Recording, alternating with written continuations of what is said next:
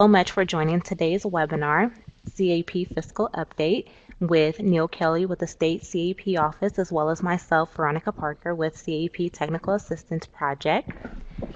Before we get started, I'd like to go over just a few housekeeping items. It's been a while since we have been on a webinar together, so just to acclimate us with different processes, that would be great. The PowerPoint is available for download in the resources pod.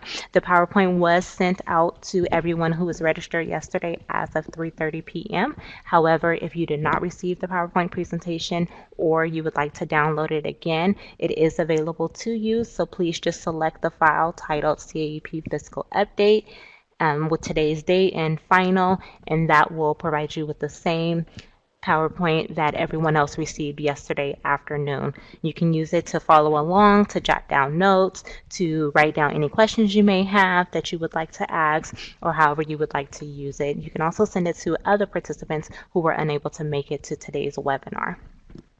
If you have any questions, please be sure to post them in the chat pod. Either myself or Neil will address your questions as time is permitted or when there is an organic pause in the webinar. If we do not get to your question immediately, please be patient and we will get to your question as soon as we are able to. But we will try to answer everyone's questions before we log off this afternoon.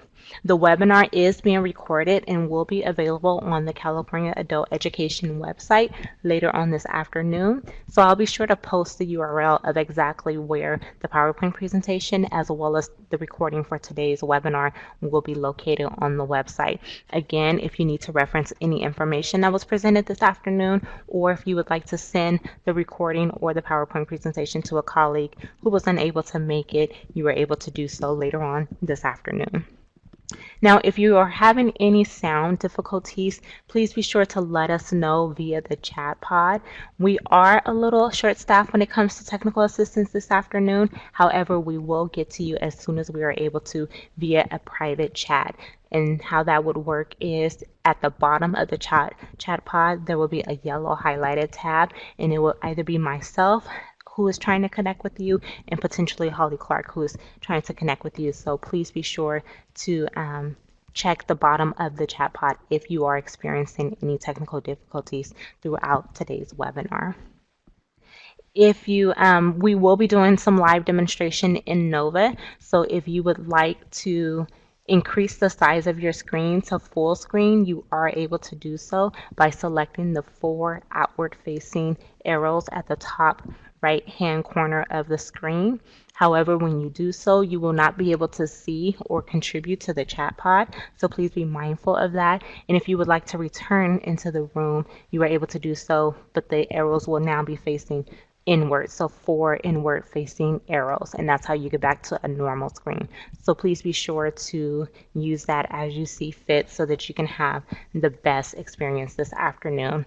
We are taking attendance, and I noticed from the attendance sheet there are a number of participants who are logged in and who have used their consortium name and acronym or initials. If you have done so, please be sure to let us know exactly who you are. I do see a few people who did let me know who they are and who they are participating in today's webinar with. We greatly appreciate that. It makes taking attendance easier and we're able to identify who our audience is. So if you have not done so and you are logged in participating with multiple people, please be sure to let us know so that we can account for everyone via our attendance record. So that's all I have for you as of right now. If you do have any questions, please be sure to type them in the chat pod and we will get to them as soon as possible. If you're experiencing any technical difficulties, please be sure to type that in the chat pod and we'll get to you as soon as we are able to. And if you would like to download today's webinar PowerPoint, you are able to do so by downloading it in the resource pod. I will turn it over to Neil, who will get us started. Neil? All right, thanks, Veronica. Welcome, everybody. I think this is our first webinar of the year, so it's March, and usually we have a lot more of these. I think we had 170 people signed up, so if you look at the agenda, we're going to talk about the exciting stuff in the middle so those people that are coming on late won't miss out. But just to review the agenda, we'll go over the quarterly expenditure process, the closing out of 17-18 funds, and then we'll shift gears and talk about the allocations for 2021, talk about the COLA, and then the CFAT submission, also talk about the Allocation Amendment process, NOVA basics and reminders, and then with extra time we can answer all your questions. Veronica is going to be doing demos. She does have screenshots for the CFAD, but she has demos for other things. So for those of you who aren't too familiar with NOVA, or who haven't done it for a while, this can walk you through those steps as well. And I'll take care of the policy type questions. So if you do have questions while Veronica's doing the demo, I could probably catch up in the chat. So make sure you put those questions in the chat, and I can respond to them either verbally or catch up during the demo. So let's move forward. 12:08, we are going to go to 1:30, so we do have plenty of time. So we will try to get to everyone's questions, and let's go. Okay, so first thing we want to talk about is just the general quarterly expenditure process. And we do have a lot of turnover at the consortia level as well as at the member level. So we're always onboarding new NOVA users. So, and new people to CAEP as well. So quarterly expenditures are due, and we have a schedule of that. So we have quarter 2 was due March 1st by the members and certified by March 31st by the consortia. So we always like to reiterate that the district accounting office, when you submit your quarterly expenditure report, we assume that that has been reviewed and approved prior to submission by your business office or your district accounting office, because the consortia level review does not look at your purchase orders, your timesheets, your, I don't know, encumbrances, whatever. They look at it at the level of, okay, does this align with our 3-year plan? Does this align with the annual plan that the member submitted? Does this align with the member-approved budget that we approved earlier in the year? So that consortia level review is more on the planning, big picture, budget look, where the specific expenditure report, that has to be approved before you submit by your accounting office. Sometimes the accounting office will submit it into NOVA, but I just want to make sure there's a clear distinction. We do not want consortia directors asking you for purchase orders and timesheets and stuff like that. That's not their role. And then also remember, annual plans and budgets have to be certified before submitting any quarterly expenditure report. So if you're trying to submit quarter 2 and you never submitted quarter 1, or the consortia never certified your annual plan or budget, then obviously you won't be able to submit any quarterly expenditure reports.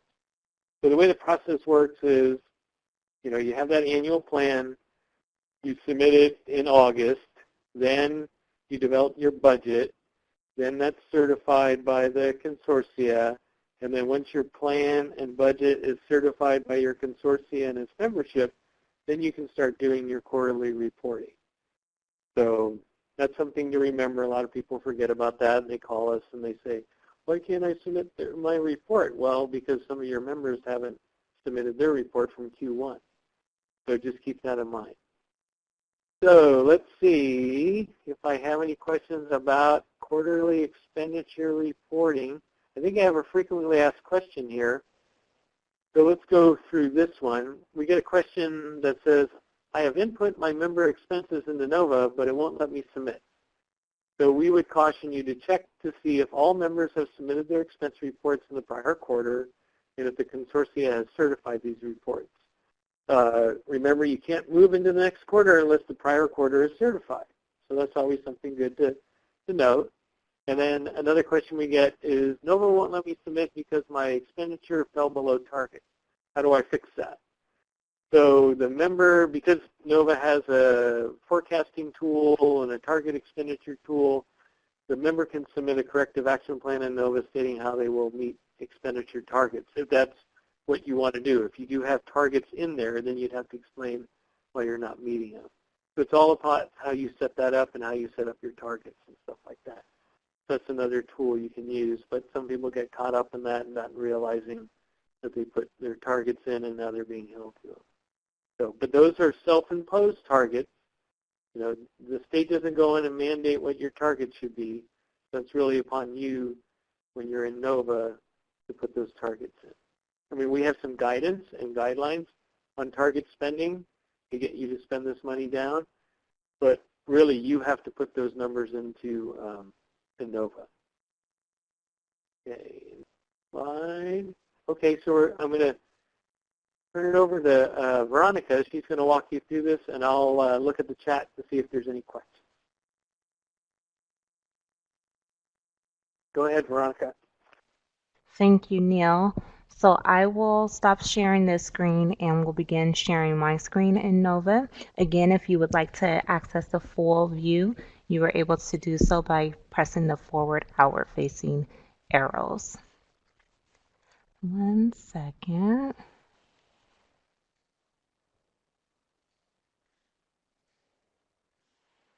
Okay, Neil, are you able to see NOVA?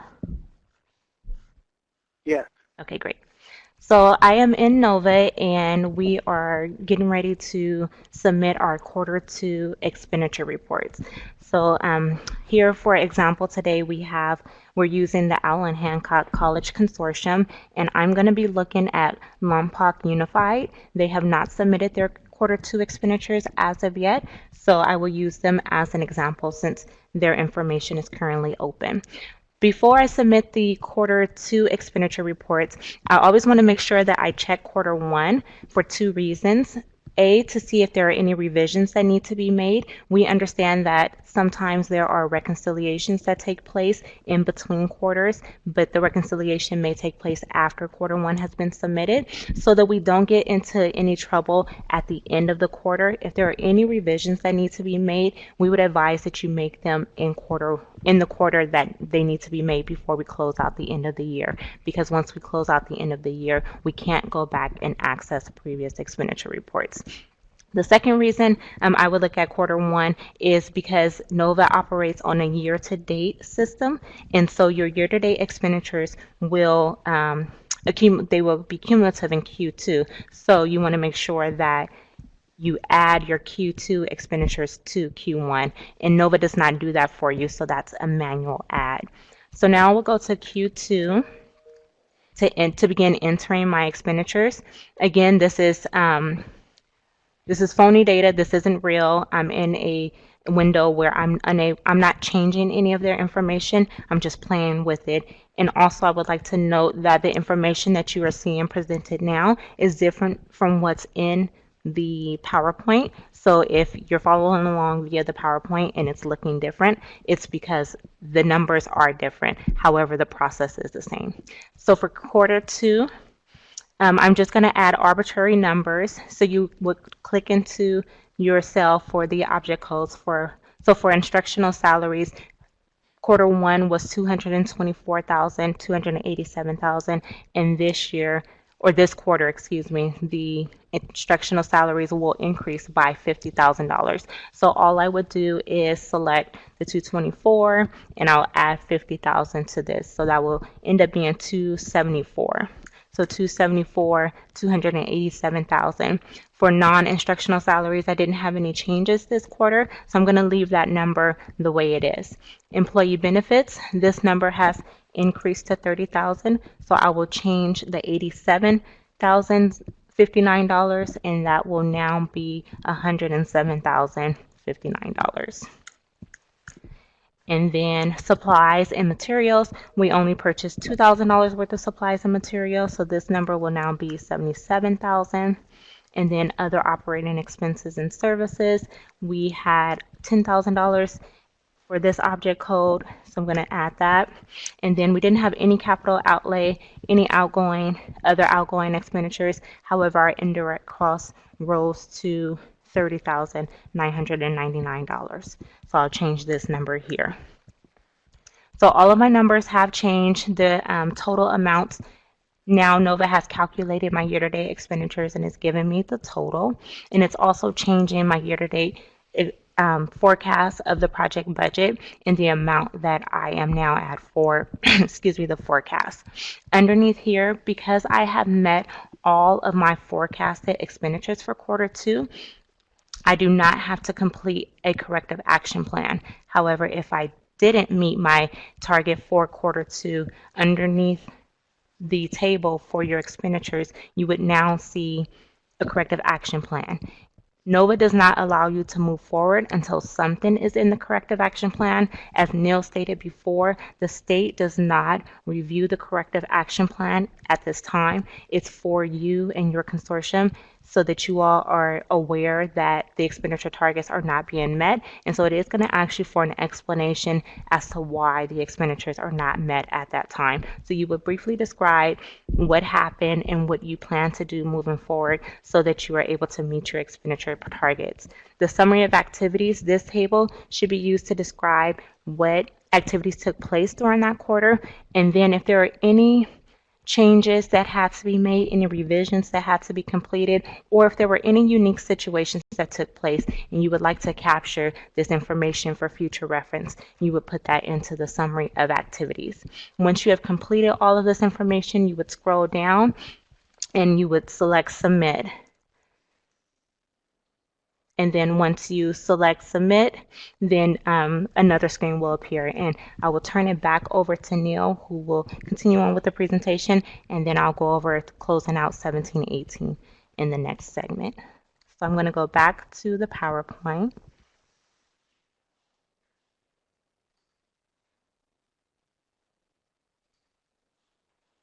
So Veronica, I'm going to put you on the spot. We got a few questions while you were talking. So when you're ready, I can throw them at you. Okay. Let me know when you're ready. Okay, 1 second.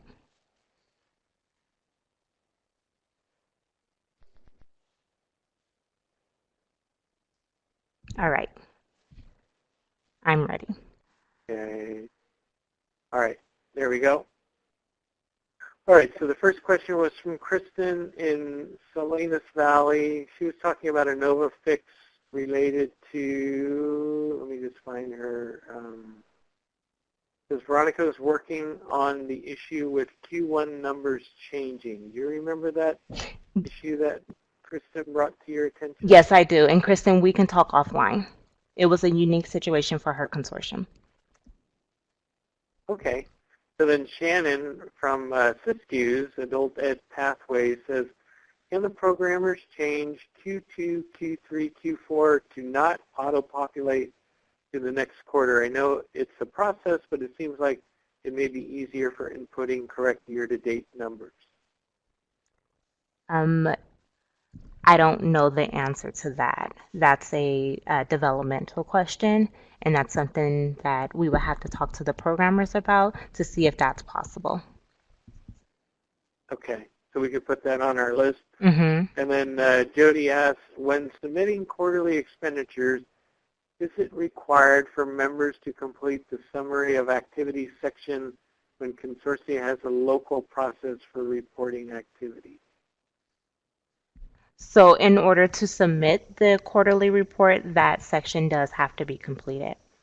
So it could just be a brief description of the summary of activities, or like I said before, if you would like to reference any information for future in the future, you'll have it documented with that quarterly expenditure report. Right. I think that's similar to Kelly's question. She says what kind of detail and tape is needed. And like you said, a brief description, something minimal, because it won't let you submit unless you have something in that section, correct? Yes. Okay. And then Parul from Yosemite also concurs with what Shannon was talking about, so we can ask the programmers about that. Mm-hmm. And, okay. Oh, so Kelly says in the corrective action plan, what are we supposed to write?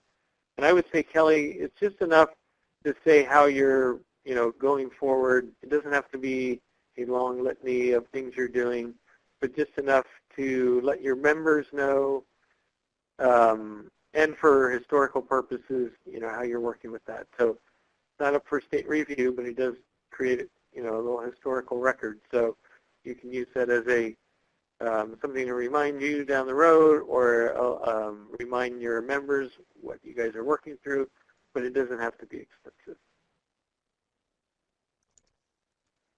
And then Jody said, my members have already submitted their Q2 and did not complete the summary. Okay. Do they have to unsubmit and add a summary? Does that have to do when you certify, or is that just for submission? It's supposed to be for submission, but let me look into that because I thought that you have to complete that section in order to submit. But I'll check into that, Jody. Thank you for bringing that to our attention. Okay, so I'm going to move on. Thank you for your questions. We're only going to take, after a few slides, we'll take a few questions, but we don't want to lose the momentum, so we're going to move on.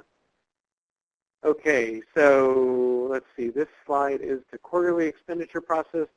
And Veronica, were you going to, this is kind of along Kelly's question, did you want to talk about the corrective action plan? And, this is kind of displaying that question. If you get to the point where your expenditures fall below target, you would have to fill out this form. Is that correct? Yes, that is correct. So that's the part that I had went over regarding the corrective action plan. So in this example, the agency did not meet the targeted expenditures, and so that is a required field, and it asked them to fill that out, and then they also submitted information about their summary of activities for that quarter. So now that we are at this point, I will go ahead and demonstrate the closeout of 2017-18. So I'll once again share my screen. So 1 second.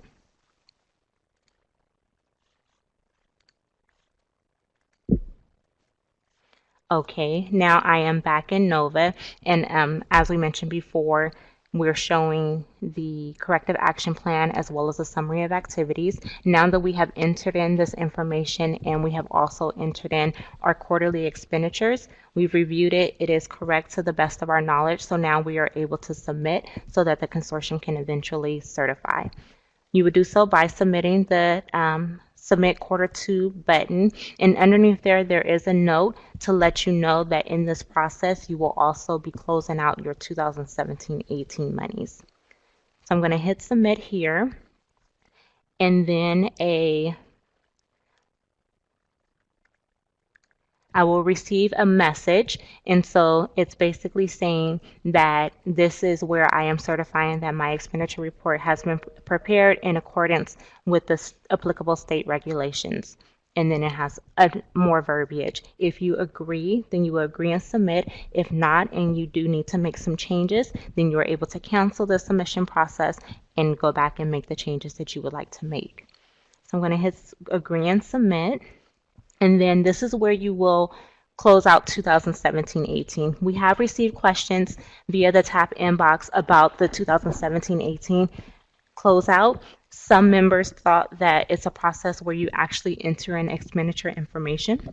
However, you do not have to. That information has already been entered into NOVA, and the monies, once the monies expired December 31st, all of that information was captured. So now it's just saying, either A, you still have monies for 2017-18 that you will be returning to the state, or you are certifying that you do not have any monies.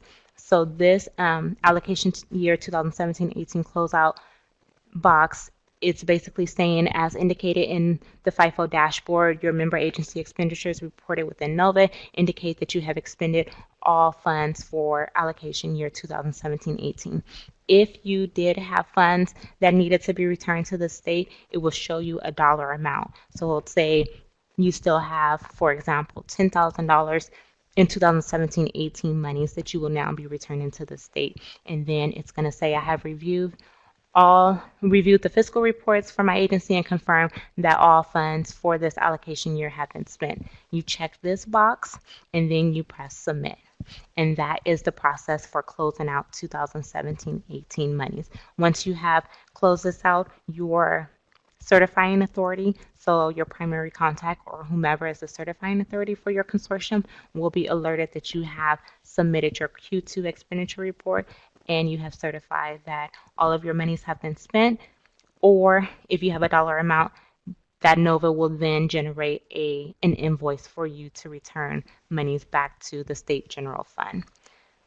So that is the process for closing out 2017-18. I will now go back to the main screen and see if there are any questions. 1 second.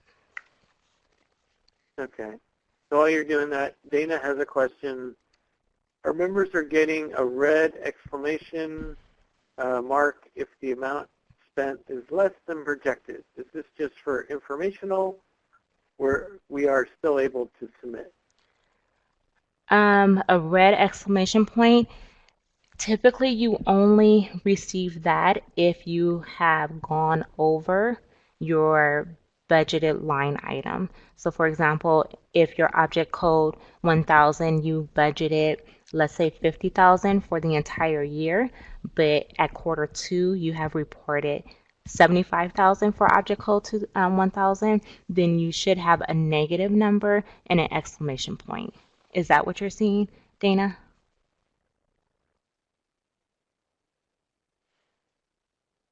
So Veronica, Yes. if that's the case, then they would just have to go in and update their budget Correct. to reflect the... Yes, NOVA will still allow you to submit even though you have that exclamation point. However, we strongly advise that you complete a budget revision. We've had multiple consortia and agencies who have done that, and then years later they find out that they had overspent and their expenditure reports didn't match, and so we had to do a lot of reconciliation. So if you do have the exclamation point and you have gone over budget, please complete a budget revision prior to submitting the quarter 2 expenditure report. Right, and Lourdes says, caution, at the end of the year, Q4, it won't let you submit if you have that if you're over budget. So thank you for that one, Lourdes. And then Dana says, do they have to revise the budget if the bottom line is okay? I think you could still submit it, but it's probably good practice not to get in that habit, because at the year end, you will run into problems. Yes, absolutely. Continue to be over budget. What is the state going to do if the funds are returned? We put it in the general fund, and it goes into, with all the other general fund money. It does not go back to any adult ed consortia. It does not go back to state CAEP. It goes to the general fund, and we lose it. Lourdes also says you will have to do a budget amendment at year end. Happened to me last year. Thank you. Can you show us really quick where to do that in NOVA? Okay. Okay, let me just run through the closeout. And Veronica, will you be able to show how to do the budget revision really quick once I go through these slides? Yes. Okay. All right, so just to kind of go over what Veronica just showed you, just a little policy on the closing out of funds. So if you look at the life of the CAEP dollars, state practice is 30-month shelf life. So it's really 36 months, which is 3 years. So in state administrative policy, it's 1 year to allocate, 3 years to spend. So the state has 1 year to get the money out, and you have 3 years to spend it. So when you look at that 30-month shelf life, because I'm taking 6 months off for the closeout, so 30-month shelf life begins on July 1 of year 1 and ends December 31st of year 3, and then we have that 6 months of processing the closeout. So right now for 17-18, we're in the closeout phase. Started in January, it'll run through June. And so I'll kind of run through you what this timetable is. So back in 2017, July 1, we issued the 17-18 funds. So year 1 was July 1, 2017 to June 30th, 2018. So those funds we allocated through the 11 installments starting in August and going through May. The state was late on the K-12 funds, so some of you didn't get this probably until December or January, and then we caught up by May. So once those 11 installments finally got into your account, usually ramped up your spending in year 2, which was July 1 to June 30th again. And then what we see is starting in year 3, most of that money gets spent. And so by year 3, and that was 2019, we see like Q1 in NOVA, most of the 17-18 funds are spent, and then some stragglers catch up in Q2, which we're reporting right now. So Q2, the activities cease at the end of December, but we don't report Q2 until March 1st. So it gives you an extra 2 months cushion to tie up all those purchase orders, encumbrances, things that are outstanding. And then Consortium certifies. And so I want to just go through that 6-month process after the end of the 30 months. So January, February, member begins to close out the process. So that was the last 2 months. So March 1, just last week, or this week, I think, or the weekend, member certifies that all 17-18 funds have been spent. And so that's what Veronica showed you, and submits Q2 and signs off. March 30th, the consortium certifies that all these reports are good, and the consortium certifies for that along with all the members. So then if we do get any invoices generated, we'll work with that member because the state is closing our books in April and May. And so we work with you to remit those funds via the invoice process. We get that back in the general fund, and then by June is the end of the fiscal year. That's kind of the 3-year life cycle of a CAEP dollar. And so that's kind of why we go through the closeout process. So far, the last 2 closeout processes, we haven't returned, well, maybe the first year I think we returned like $3,000, something like that. But last year, no funds were returned. This year, everybody promised to spend their funds, and I've already reached out to everybody to make sure that would be the funds would be spent. So hopefully we'll have 0 funds returned. Let's see. So just another reminder, next slide here is members must follow their 3-year and annual plan and their approved budget by the consortium when spending down funds. Over the 30-month lifespan, it's a first-in, first-out methodology, meaning we spend down the old money first in NOVA before we hit any new money. So we'll continue to liquidate 17-18 funds until it's all spent. That's why when you go into NOVA and you look at the different years, you're saying like, I knew I spent money this year, but it keeps showing it in 17-18. Well, that's because you haven't spent enough to liquidate 17-18 and 18-19. A lot of people have liquidated all their 17-18 and all their 18-19, and they're working with current dollars. So that's kind of how NOVA is set up, but you can look at the individual years, but it does do a first in, first out. So carrying over money into the next fiscal year could have consequences. Check your local bylaws. Because technically you have 30 months, but within the consortia, you might have some local bylaws that allow for reallocation of funds within the consortia. And then like we just said, any remitted 17-18 funds will be returned to the state general fund. So before we have Veronica go through a budget revision, let's see if we have any questions. We request quarter member maximum. Okay, so this is, so Kristen says, so do funds have a 30-month shelf life or a 36-month shelf life? So it's 30-month shelf life with 6 months to close out. So that's 2.5 years. So year 1 of these funds for 17-18, we issued the funds July 1st, 2017. You had the full 17-18 to spend that. Then you even got 18-19 to continue spending that. And then at the end of at the first 6 months of 19-20, which would have ended December 31st, that's when the 30-month shelf life ended.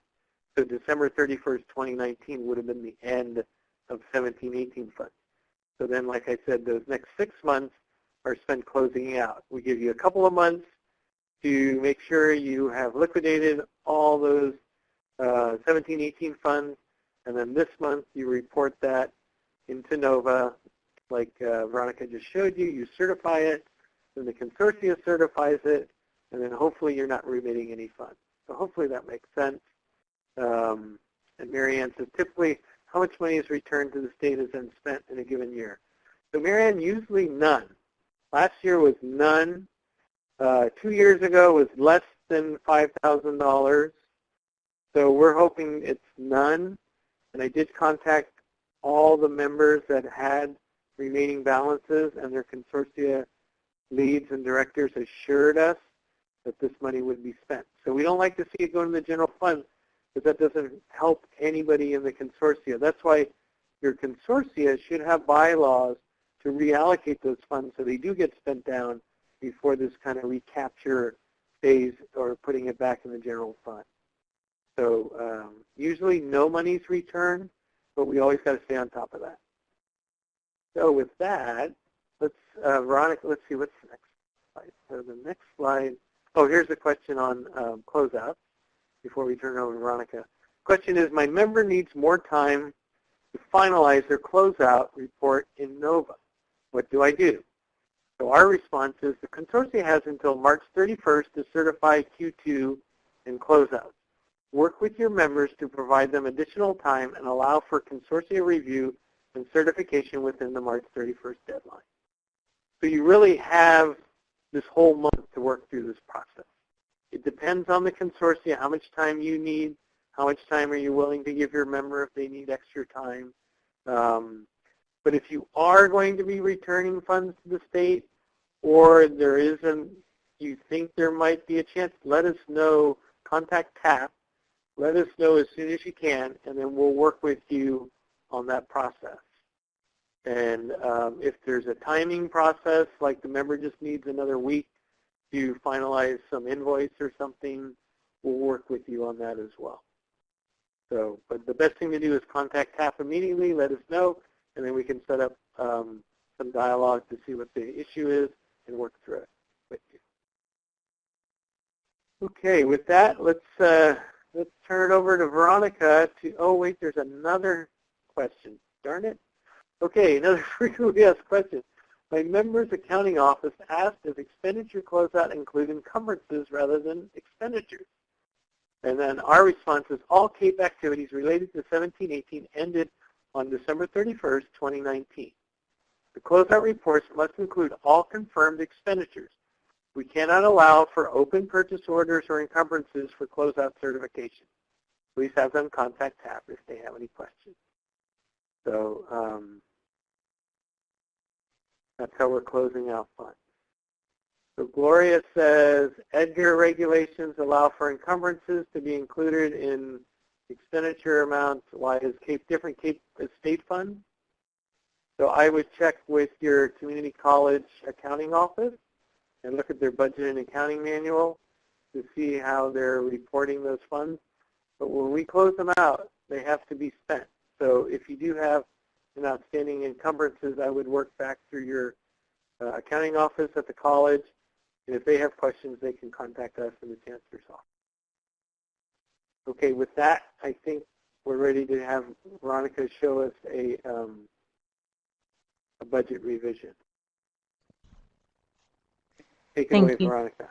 Thank you, Neil. And my apologies, I did jump the gun just a little bit, and I closed out 17-18 prior to the point where I was supposed to. But we do have the budget revision question that came up, so I'll definitely show you all what that process looks like now. So I'm going to navigate back to NOVA and share my screen.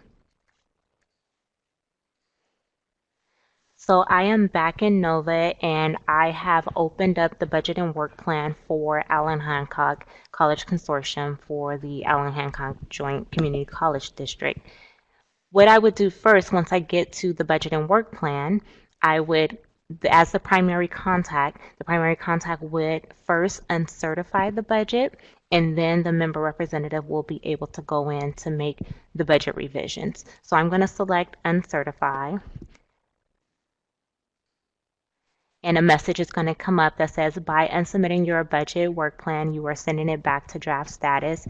The budget work plan must be resubmitted to be eligible for fiscal reporting. And that is definitely true. Another thing that I would like to point out is at any point, if the budget and work plan is open by any member within the consortium, other members who are attempting to complete their expenditure reports, they will not be able to submit or certify because the budget and work plan is open. The budget and work plan does have to be closed in order for expenditure reports to be submitted and certified. So if you are trying to submit as a member representative for another agency, but you do not have the submit button highlighted and you've completed all of the expenditures, you've completed a corrective action plan, if applicable, you've entered in your summary of activities, but it's still not submitting, this could be a reason why, because the budget and work plan is open by the consortium. So you want to make sure that this is back in certified status in order to complete your expenditure report. So that's just something to note as you are moving along throughout the process. So I'm going to select OK. And this is going to open up the budget and work plan for me to be able to make revisions. So I'm going to first click into the work plan, and although I'm not going to make any changes to the work plan, you still should click into this box so that the system can keep up with what it is that you're trying to do. If there are no changes, I would select Next to get to the budget, and this is where you would make changes to the budget. So for example, I use a hypothetical example where my expenditures exceeded the budget for Object Code 1000 by $25,000. So what I would do here is I would add $25,000 to expenditure to Object Code 1000. So I'm going to use my handy dandy calculator. Too much math to do in my head. So now my budget amount for Object Code 1000 by adding the 25,000 will be $259,728. Now that I've added 25,000 to Object Code 1000, I need to subtract 25,000 from another line item so that the budget can remain balanced. So I'm going to take off 25,000, let's say from supplies and materials. So I'm going to reduce this $243 by 25,000. So that's going to bring me down to $119,243. None of my expenditure targets have changed. I'm still able to meet my expenditure targets in the manner in which I have set forth. So you would just scroll down, make sure everything is completed as it's supposed to be. And once you've reviewed everything, as you saw, my remaining balance was $25,000, but I have balanced it, so now my remaining amount is $0. Once I reviewed everything, I will now go to Next, and then go to the preview screen, make sure all of my numbers are still in alignment with what I want, and then I would submit. Once I submit, this box will appear to see if there are any comments that you would like to add. So just for record keeping, I like to make sure I note any changes that I have completed. So I'll type a note for the consortium as well as the consortium lead to let them know that I've made the change. So I will put something simple in like went over budget by 25,000 in Object Code 1000, reduced supplies and materials by 25,000. Something short and sweet just to document what it is that you have done. This is not a requirement. It's just for record keeping because you never know who needs to access this information at what time, and if information is pertinent for any situations, you want to make sure that you have it recorded. So I'll type in my quick little note. I'll press OK. Now my consortium lead now knows that I have made this budget revision, so then they can come in and they can either reject my budget revision. So, maybe that was incorrect. I should have done it another way, or I should have reduced another object code. So they can reject at any time. If the consortium lead rejects the budget revision, it will go back into draft status, and the member representative will have to go back in and make another change and resubmit. However, if the consortium lead knows that this information is correct and are okay with it, they are now able to certify that the revision of 25,000 out of object code 1,000 into object code, 4,000 is correct. And so now the budget is back in certification status, and member representatives who are completing their expenditure reports are now able to do so because the budget and work plan is now back in certification status. So I believe I have answered Kelly's question. I will go back into the PowerPoint and see if there are any other questions or if there is more clarification needed.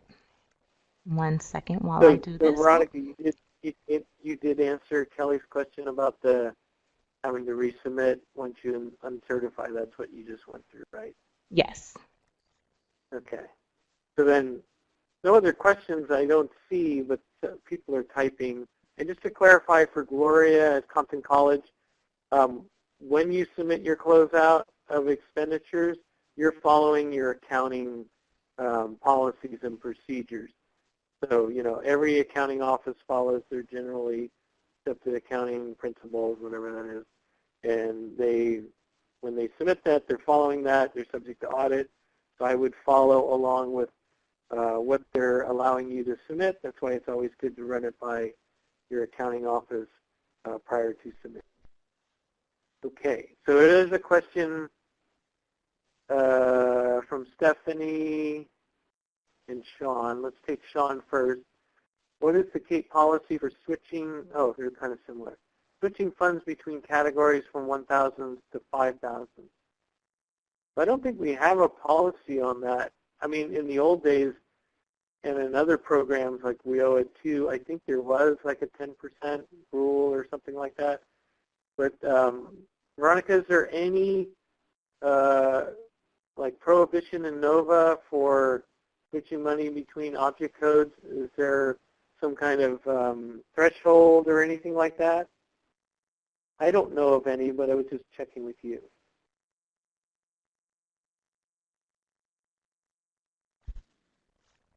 No, there aren't any, just as long as the budget remains balanced.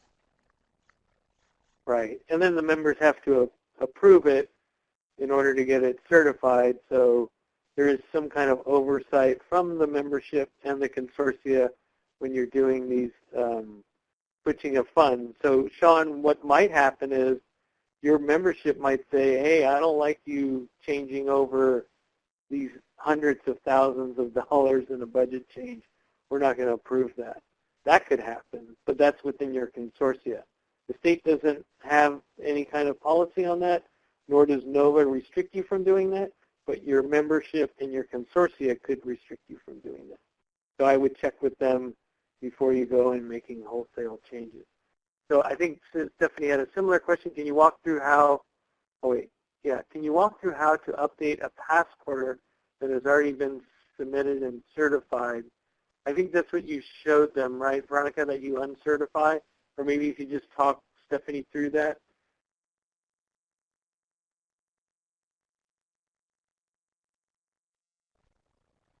Yes, I made the revision to the budget and work plan and not the expenditure report. However, the process is pretty similar. The primary contact or the primary contact / consortium lead would uncertify the expenditure report, and then the member representative will unsubmit the expenditure report. The expenditure report would then be open to make changes to the expenditures by object code, as long as and then it will do its additions and subtractions.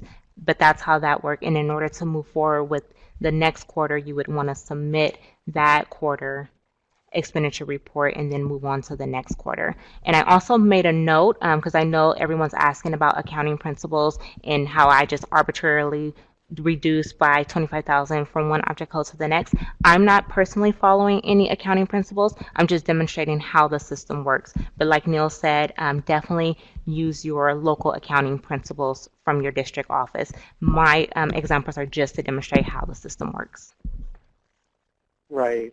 Thanks, Veronica. And Christian said, I thought CAEP had a 15% threshold. We used to back in the old days, but when we moved to NOVA, and I just checked the fiscal management guide, we don't really have any thresholds for budget revisions. We took that out.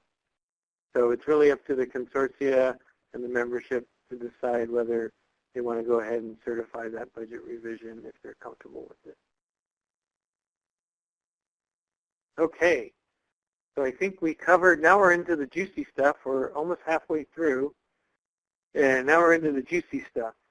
And if you thought the last two areas that we talked about were juicy, wait till you get to allocations and COLA. Okay, so as you know, the governor's proposed budget came out in January. Last week we released the preliminary allocation for 2021 for CAEP. And that was by Consortia, and I'll be posting those allocation numbers probably next week if I get a chance into NOVA. So if you were miraculously ready to submit your CFAD like a month early, you would be able to do so probably by the end of next week. I'll get a chance to enter that into NOVA, and then you'll have a chance to work through your CFAD. CFADs are still due May 2nd because we have to turn that around and get an interagency agreement, so we're not late sending the money out, and we're trying to work through that and fix that process. The governor usually approves that budget by July 1st. I know last year during the May revise, which is in mid-May, we had a reduction that affects the schedule. So if that ever happened this year, we'd have to deal with that as well. And then lastly, CAEP funds are released by August in 11 installments through May, but that requires that CDE, Chancellor's Office, interagency agreement to move the money over to CDE so they can release it for the K-12 fiscal agents and K-12 direct funded members.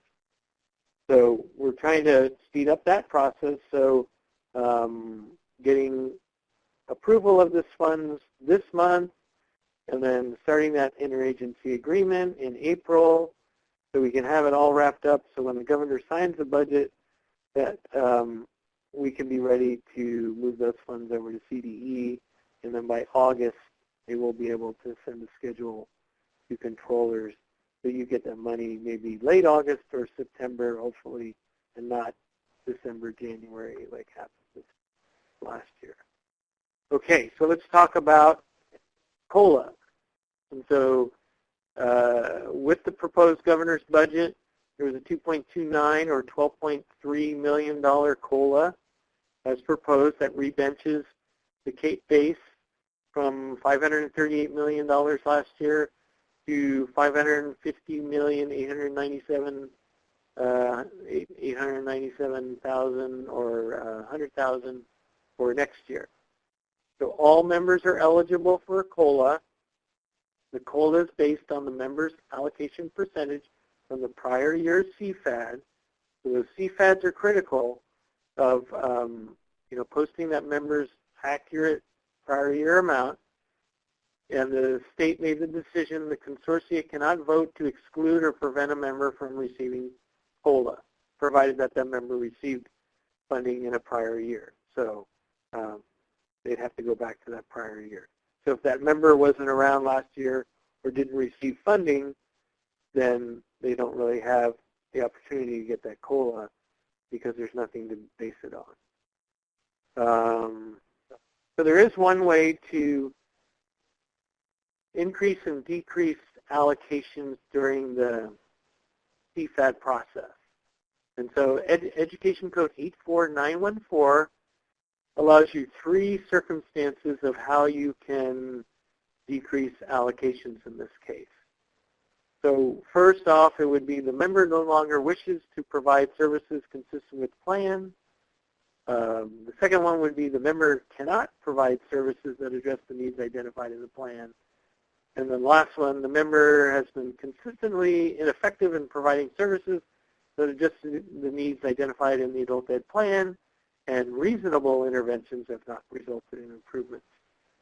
So there's a few scenarios that I want to walk through this with you. So we had a case where the consortia used to put money in a pot. And they said, oh yeah, we used to put the COLA in a pot and then we'd give it out on projects and stuff like that. Well, we want to shift it somewhere else. We want to shift that COLA pot to a certain member. So if we do the COLA for everyone, then it'll mess things up. And so, and looking at this, you could use A on 84914 that the member no longer wishes to provide services consistent with the plan. Because if you had a structure that put all the money into a pot and now you're no longer doing that and you're changing that, and this member or that member no longer wishes to do that, you could change that money and those allocations around. So that gives you that flexibility under this ed code. Now, if the member doesn't want to go along with that, you can't force them. You can't vote them to do that. It says the member no longer wishes to provide these services, so they would have to give up that money if it was placed in their district account to hold the consortium money, and you no longer want to do that. Where this becomes problematic is if you want to continue doing that. So let's say you have a consortium pot and you've been doing this every year, and now this year with the mandated COLA, you can't do that, but somehow you want to do that.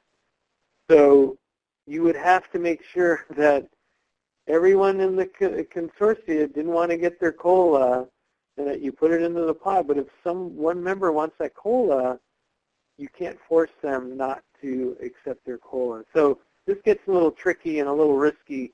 Plus, if you keep that money in one member's, you're actually rebenching their amount. And we had a problem where a member in a consortia was keeping that consortia pot, and then one day they said, oh, we want to give it over to another member because we want them to hold the consortia pot. And they said, no way. We've got the money. It's based on the prior year, and we're going to spend it. So you've got to be careful because that money, if you put it into one member's pot for the consortia, it rebenches their amount, and that's the prior year amount. So you've got to be careful. I know some people like to keep it that way, but it's a really risky move because, you know, people change, leadership changes, superintendents change, memories change, and they could say, no, that money's ours. And, you know, where does it say I have to use this for my consortia? So it gets into a bylaws question. It gets a little messy. So if you want to avoid all that, you could do the COLA, and then after you did the COLA and submitted the CFAD, you could do an allocation amendment. And that's what kind of Veronica is going to show us next. She's going to show us how to do the CFAD, and then we'll talk about how to do an allocation amendment. So if you don't want to use Education Code 84914, or you're not comfortable with it, or it's a little slippery on qualifying for these criteria, you can always do an allocation amendment.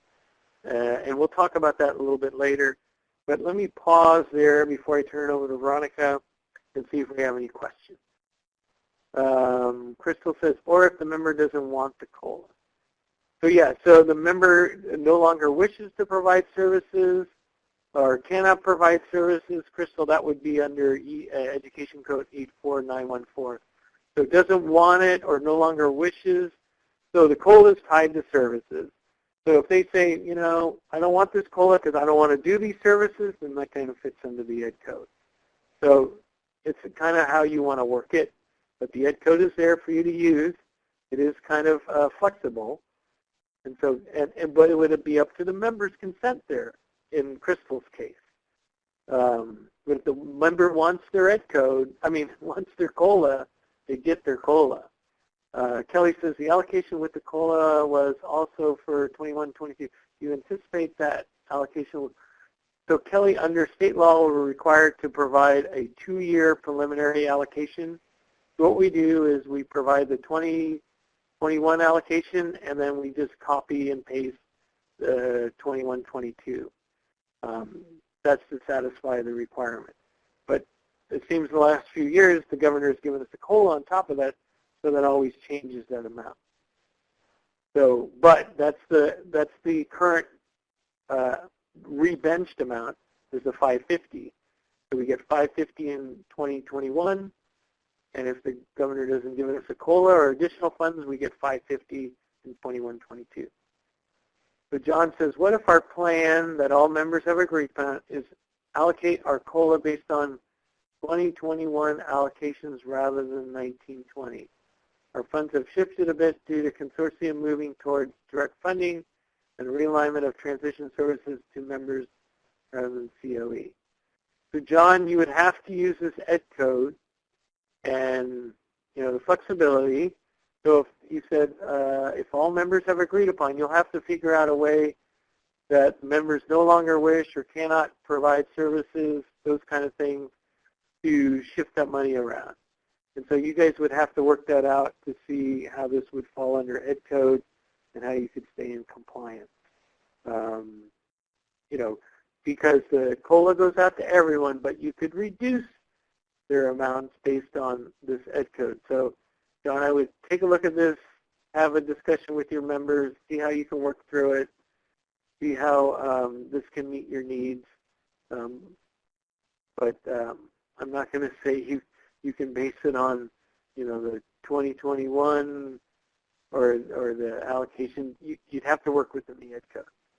And Marisol says, can the fiscal agent hold the additional COLA amount until there's a plan to spend that additional COLA? So Marisol, you can do that, but it's a little risky because we're going to need that amount by member before your plan is due for 2021. So what will happen is with the CFAD, the fiscal agent doesn't really have to submit that detailed information because we're not sending that out direct funded. But you do have to submit that information when people are submitting their budgets and their annual plan in August and September. So you get a little bit more time as a fiscal agent, Marisol, but you still have to figure out how much each member is going to receive. So what I would advise, you give the COLA out and then do an allocation amendment to move that money around. If it's held in the fiscal agent, that makes it a lot more easier rather than sending checks around if you're direct funded. Kelly says, what if there is a new AE member that wants to join?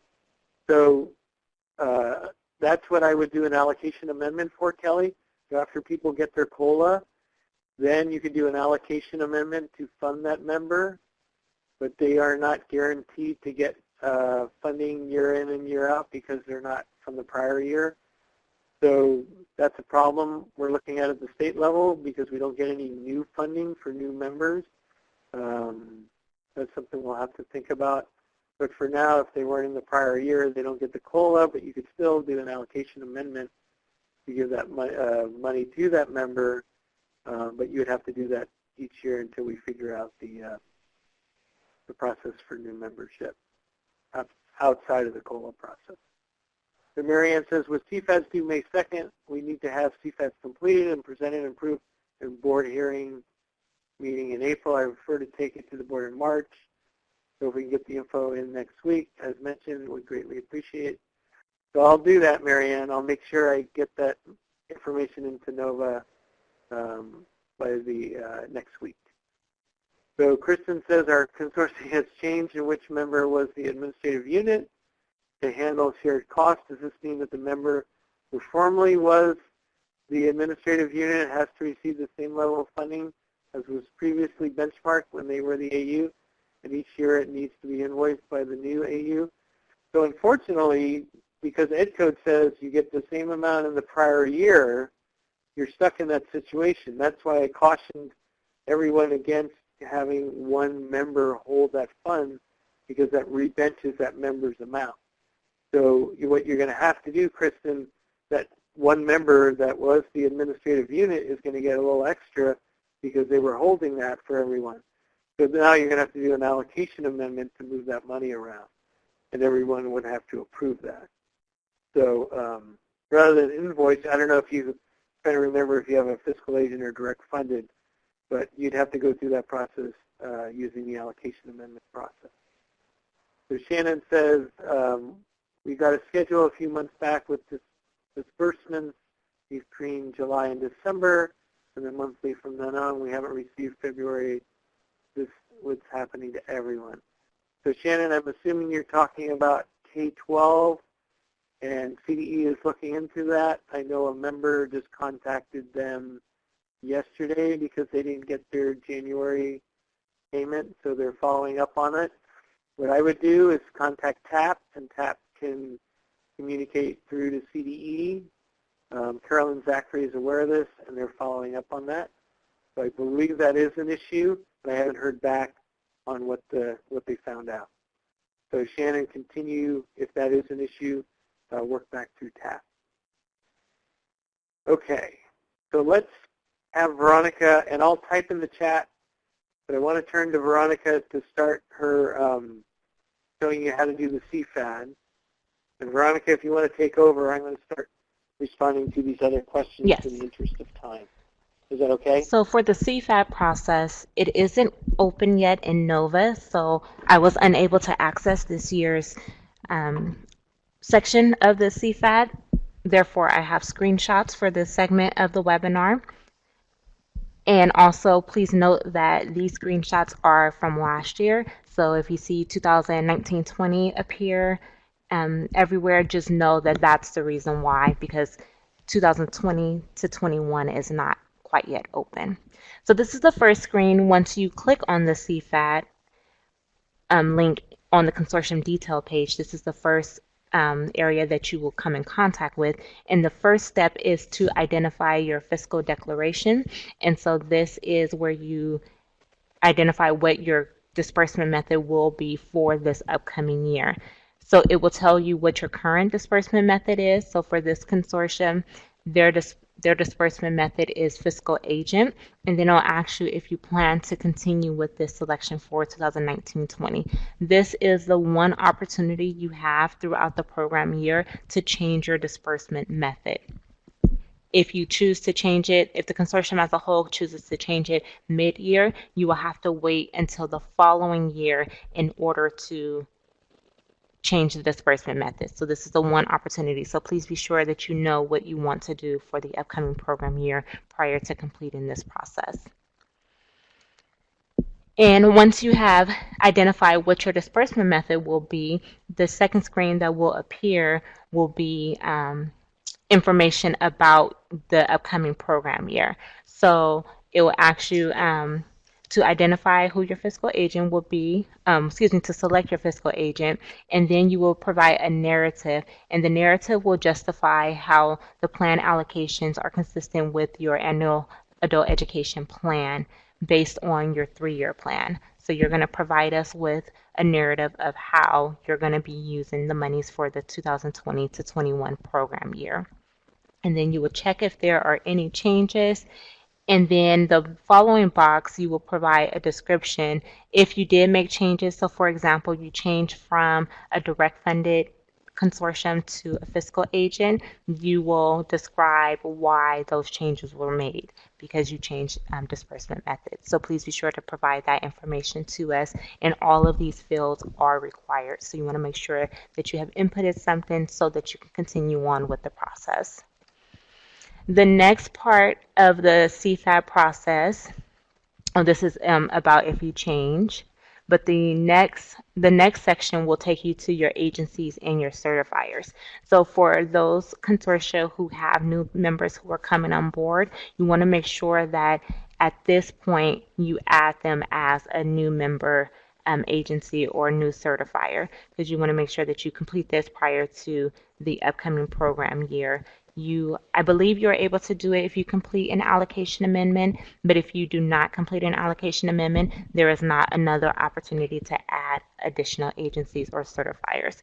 So if you choose to add a agency or a certifier, you would do so by clicking the Add Certifier button, or at the bottom of the screen, it will have Add Agency.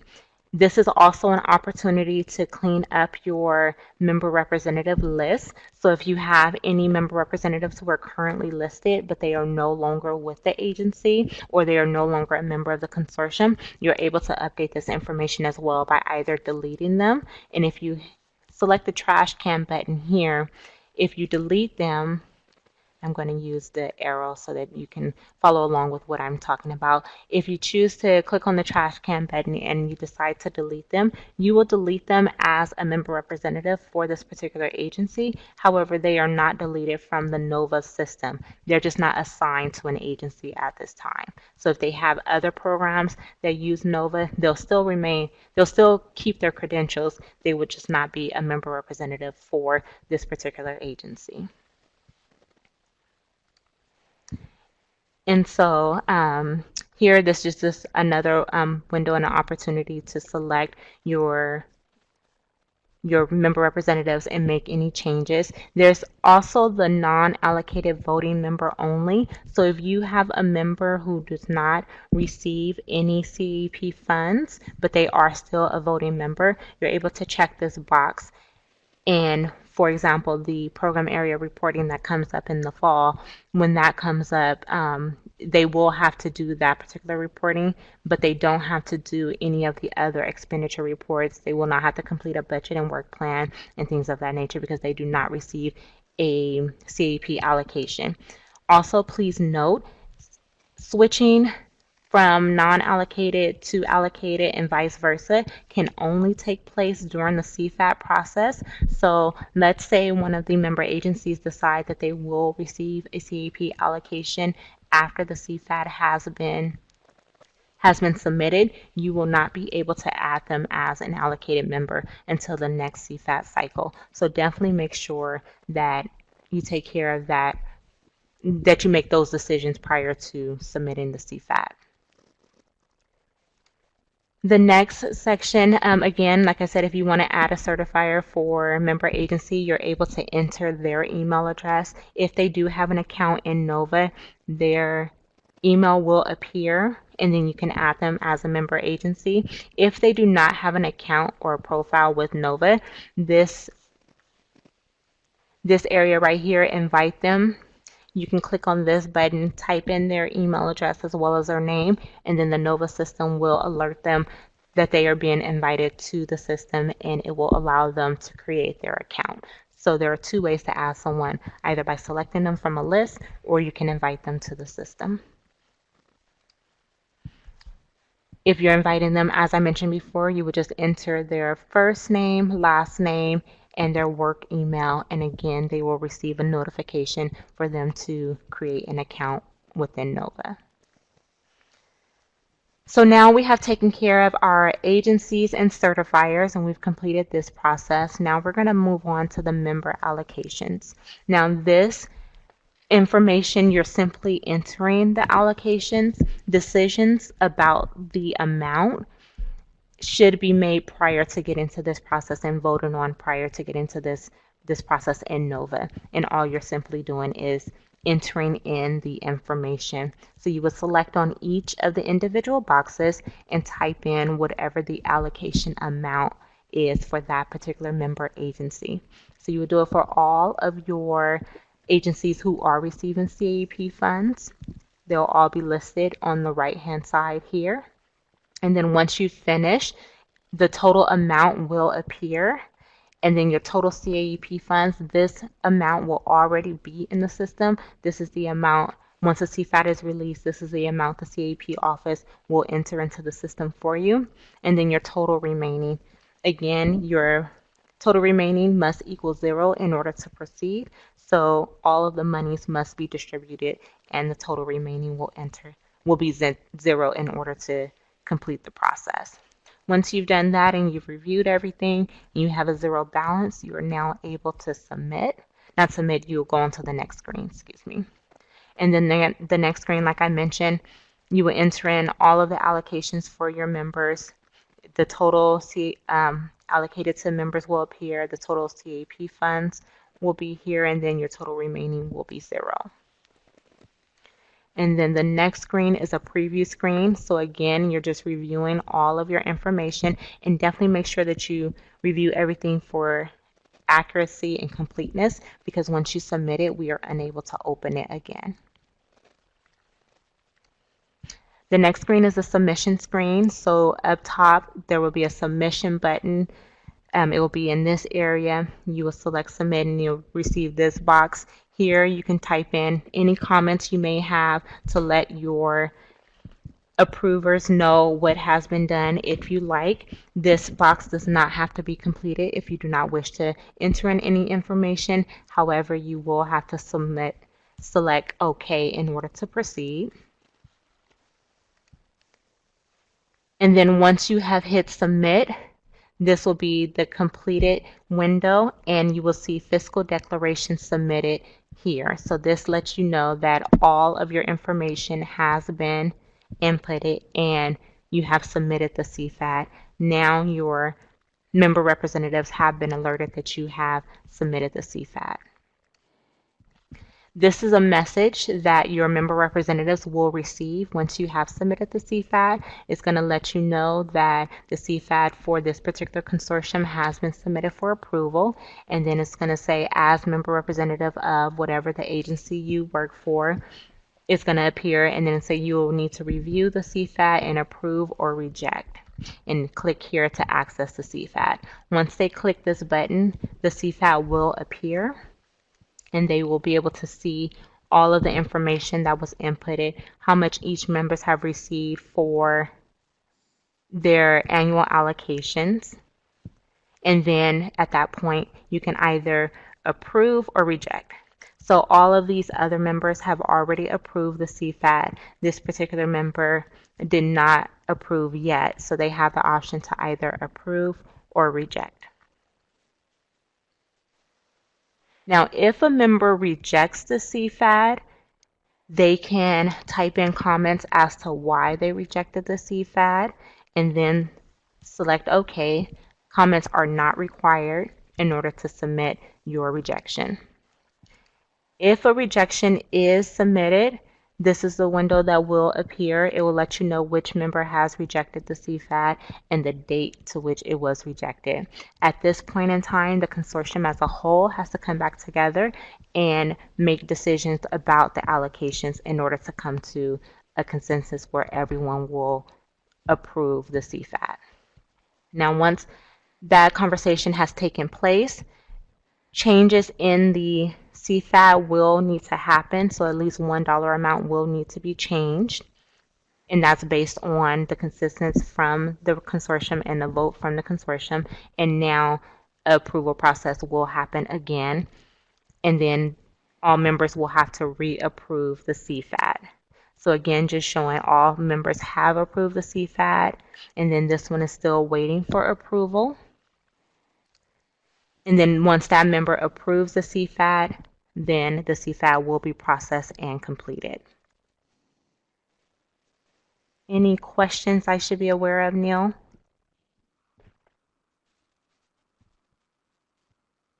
No, there's a bunch of questions, but not related to submitting the CFAD. There was like, I had to answer the Allocation Amendment, which we'll talk about next. Does not rebench the amount for the member. It's a one-time allocation. That's why we recommend using that Allocation Amendment, because it doesn't really affect the CFAD. It's after the fact. And then there was a question about, when you do the CFAD and you're using Education Code 84914 to reduce a member's amount, should that take place in the CFAD or the Allocation Amendment? And I said the CFAD should reflect all allocation reductions based on EC Ed Code 84914 and the COLA amounts. Make sure you include the background info on those changes and the decision-making process in the CFAD write-up. And then I think once I submit the allocation numbers into NOVA, Veronica would have been able to do the demo, and then you could go in and submit your CFAD. That'll be happening next week. And then if somebody wanted to add a new member and not allocate, that's fine. You can add new members into NOVA. They don't have to be funded members. And then someone asked if they had growth and they wanted to grow their program, how could they get additional funding? And currently right now, the COLA is the only way to increase your funds via the state. So those are the only new money, because Ed Code states you get the same amount as you did in the prior year. So when new money comes in, the COLA gives you that additional funding for growth. It's not growth money, it's a COLA, but it is your only opportunity to kind of grow that program. And then someone says, what was the COLA based on? It's based on your prior year allocation percentage. So if a member got 10% last year on the CFAD, they get 10% of that COLA. Conversely, if the member got 50% of the allocation last year, they get 50% share of that COLA. And then there's a couple of questions that I haven't referred to TAP, like if they had new members that didn't get their email. Someone had a question, what if a member did not receive a COLA in 1920 and now wants a COLA? I'm not sure why they didn't receive a COLA last year. If it was for cause, like they didn't want it, or they couldn't do it, or they were ineffective, that could be a reason why they got reduced funds. But everyone gets the COLA this year unless you use that Ed Code 84914 to reduce their funds. And I think we're going to talk about allocation amendment in our last 10 minutes here. So allocation amendments are a reallocation process in NOVA after the CFAD has been submitted. It must be approved and certified by all members in NOVA of your consortia. Allocation amendments do not affect your prior year allocation, and it doesn't impact future years. It's just an in-year, one-time reallocation of funds. So you would have, if you wanted to give a new member $10,000, it doesn't re-bench them for next year. It would be an in-year allocation amendment, and they would get the $10,000, but you would have to do that again next year and every other year until they were awarded some kind of funds through the CFAD process. And then you would have to figure out a way how you were going to do that. Also, some consortia have bylaws to support the allocation amendment process, doing reallocations at certain intervals.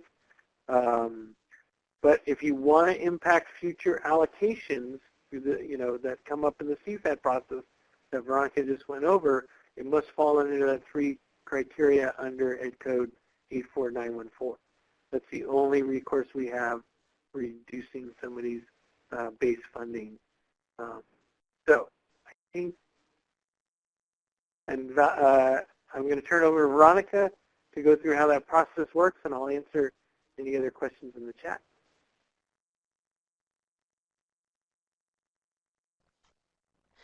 Okay, thank you, Neil. So I am going to go back to the NOVA system and show you the allocation amendment process via a live demo. I'm going to share my screen at this time. Okay, so we are back in NOVA, and I am currently on the consortia details page. If I scroll up, I'll see consortium details, and then scroll down underneath the CFAT section is where the allocations are. I'm going to click on Start Amendment if I choose to complete an allocation amendment, and you can do this at any time throughout the program year. And you can also go back to prior years if the program years are still open, the monies have not expired, and there are still monies available. So I'm going to start with 2019-20. I'm going to click on Start Amendment. A window will appear that says to amend your allocations for 2019-20, you will need to follow the workflow steps, and once submitted, the changes will need to be approved by the member representatives. So I'm okay with that, and I would like to start the process. And here, you can just briefly check your agencies and certifiers. And again, I mentioned before, if you want to add a new member agency, you can do so. And this is the only other opportunity you are able to do this outside of the CFAB process. And this is actually a new feature that has just been implemented. So my agencies and certifiers are okay for now, or for this point in time. So I'm going to select next. And then now my allocations window will appear. The member agency will be listed, your current allocation is listed, and these are the allocations that are in accordance with the CFAB, and then whatever your proposed allocations are. So here is where you can remove monies from one member and reallocate it to another member. So let's say Lompoc Unified was willing to give Allen Hancock Joint CCD $10,000 for them to continue some aspect of their programming. So we are going to reduce Lompoc Unified by $10,000. So their amount is going to go from $969,386 down to $959,386. And I will simply just enter in that information.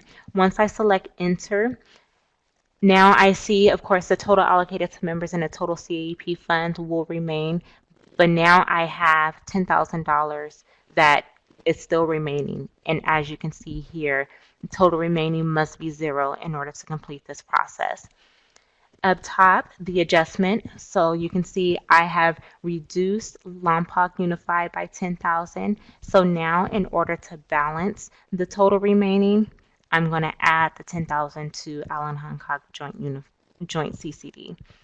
So this will go from $724,060 to $734,60. $700,000, excuse me, $34,60. Okay, and then I'm going to select enter.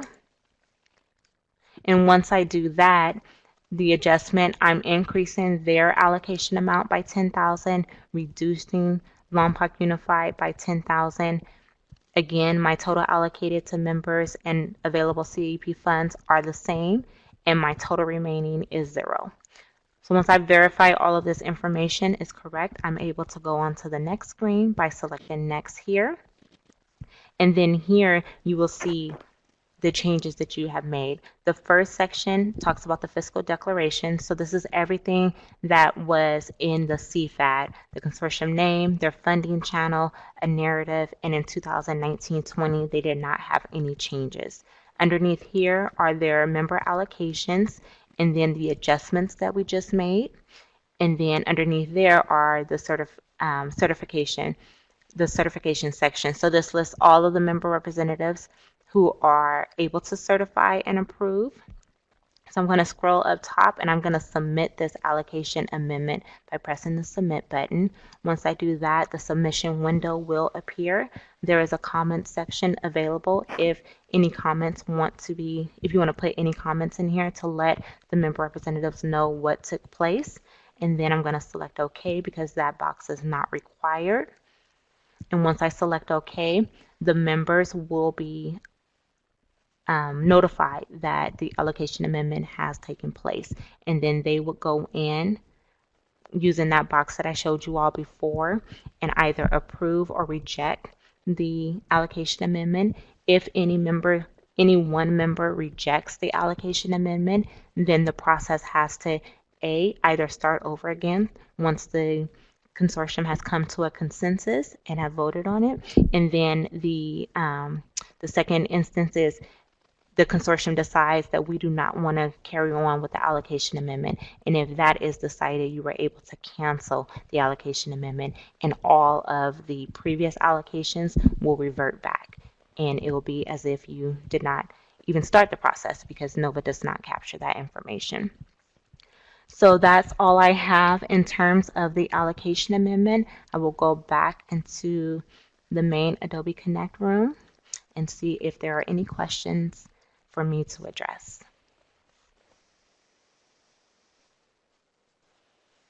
I think we're okay, Veronica, because we're kind of at time. So I just kind of want to wrap up.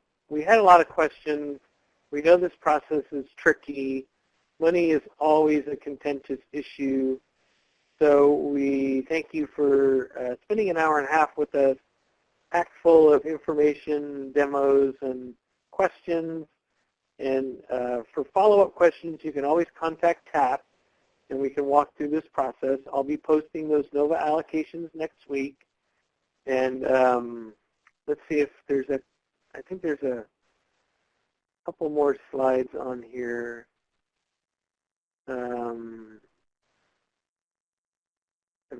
So we were going to talk about how to add a new member, how to update a consortium lead, some training resources, the YouTube videos on NOVA, but you can always contact TAP to get those kind of information or those questions. If you're new, TAP can walk you through this process.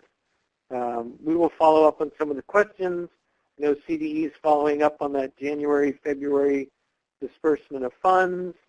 And then we're following up with the programmers on a couple of the forecasting questions. But other than that, feel free to follow up with TAP. And Veronica, the webinar recording will include the full chat screen and show the Q&A. Is that correct, I believe? Yes, it will.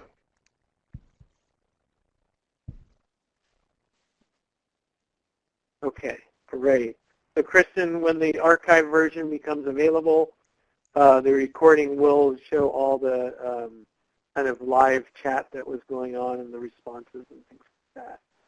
So feel free to follow up with questions back through TAP, and we can confirm if something wasn't answered clearly on the webinar today, but we really appreciate everyone for sticking in there. And we really also appreciate your questions. Thank you so much to Veronica for handling the webinar today and doing the demo and showing everybody how to use NOVA. She is our NOVA expert. So thank you once again, and we look forward to seeing you either in person or on the next webinar. Veronica, anything you want to I add am before we close? posting the URL in the chat of where the recording as well as the PowerPoint presentation will be available later on this afternoon. Other than that, I also posted a note. If there are any outstanding questions, as Neil mentioned, definitely feel free to contact TAP. In addition, if there are any problems that you are seeing or you're having a situation where you're unable to complete the expenditure report, your budget and work plan, or your CFAD, and you would like to hop on Zoom, I'm more than willing to conduct one-on-one sessions with members in order to get everyone what they need and be able to submit their deliverables. That's all I have. But thank you all very much for your participation this afternoon. All right. We will close the webinar screen now, and when we do, the recording, excuse me, not the recording, the evaluation will appear. Please be sure to let us know what you thought about today's webinar, and also to let us know if there are any other areas that you would like for us to cover as it relates to fiscal reporting, fiscal management, the NOVA system, etc. We do use the information from those evaluations in order to provide future training. So we value your opinion, and we want to make sure that we are providing you all with as much resources and information as possible. So thank you all very much, and have a great afternoon and weekend.